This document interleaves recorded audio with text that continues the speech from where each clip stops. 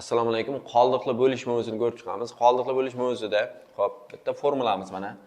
A barobar b ko'paygan n plus r mana. Mana a nima desa, a bo'linuvchi deyiladi. Bo'linuvchi. B nima desa, b bo'luvchi deyiladi. N nima desa, bo'linma deyiladi.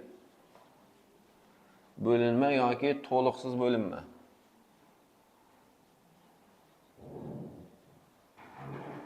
Nima desa,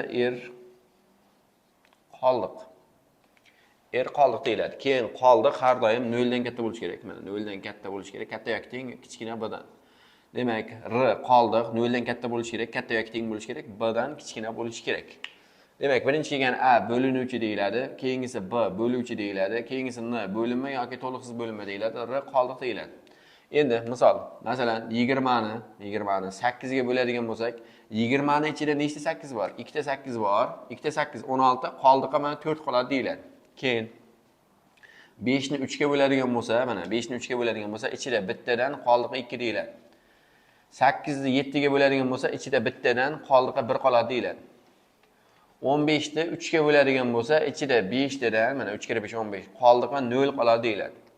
Keyin 8 ni hop 13 ga bo'ladigan bo'lsak, mana 8 ni 13 ga bo'ladigan bo'lsak, 8 ni ichida 13 yo'q. Shuning uchun 0 tadan deyiladi.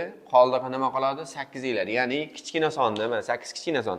Kichkina sonni katta songa bo'ladigan bo'lsak, qoldiq kichkina sonning o'zi bo'ladi. Masalan, yana yozadigan bo'lsak, 7 ni 11 ga bo'ladigan bo'lsam, 0 tadan qoldiq 7.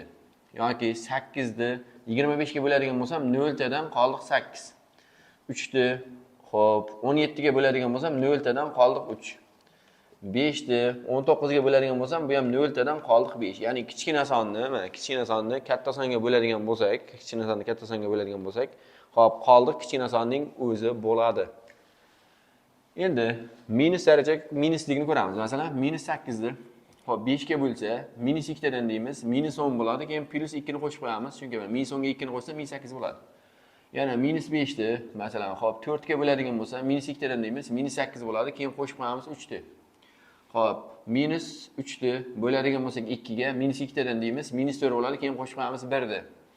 -5 ni bo'ladigan bo'lsak 2 ga, bunga -3 tadan deymiz, keyin -6 bo'ladi, qo'shib qo'yamiz 1 ni. -25 ni 8 ga bo'ladigan bo'lsak, buni -4 tadan deymiz, -4 tasi -32, keyin qo'shib qo'yamiz bitta 7 ni. Bu manfiy sonni bo'lish bo'lyapti. Ya'ni manfiy sonni musbat songa bo'lgandagi qoldiqni topish bo'ldi. Endi yana qanaqa misollar keladi? Bizga masalan, hop 222 qo'shilgan 333 qo'shilgan hop 555. Mana shuni 4 ga bo'l deydi mana, 4 ga.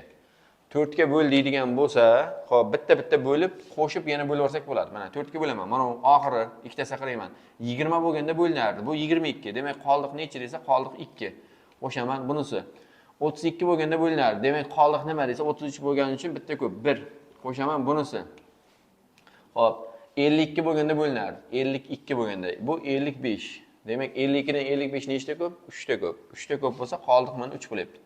Endi o'sha qoldiqlarni qo'shaveraman. Qoldiqlarni qo'shavsam 2 1 3 qo'shsam 6 bo'lyapti. Endi 6 ni bo'laman 4 ga. Hop, 6 ni 4 ga bo'ladigan bo'lsam, hop 4 bo'lganda bo'linadi. Demak, 2 ta ko'p. Shundan qoldiq nima chiqibdi? 2 chiqibdi. Endi shuni ko'paytmasi kelsa, 222 ko'paytiramiz, 333 ko'paytiramiz, 555 bo'lsa, buni bittalab bo'lamiz. Buni bo'lib olsak 2, buni bo'lsak 1, buni bo'lsak 3. Ko'paytiraveramiz. Qoldiqlarni ko'paytirib olsak nima chiqibdi bu? 6 chiqibdi. Mana 6 ko'paytirsak. Endi o'shani hop 4 ga bo'lamiz. 4 ga bo'ladigan bo'lsak, 4 bo'lganda bo'linadi. Demak, qoldiq nima bo'lyapti desa, qoldiq 2 bo'lyapti deyiladi.